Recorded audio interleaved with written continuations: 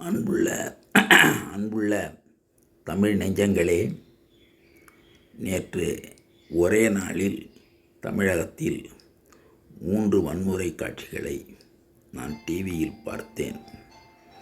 இது என் நெஞ்சை பதறச் செய்தது.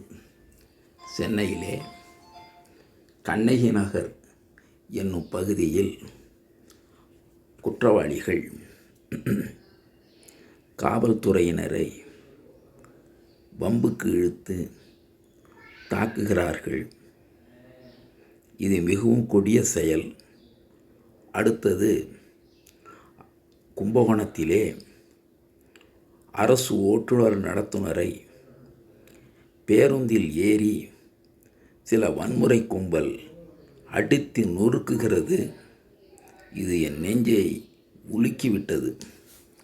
இன்னொன்று, கிருஷ்ணகிரியிலே ரோட்டிலே ஒரு வயதான பெரியவரை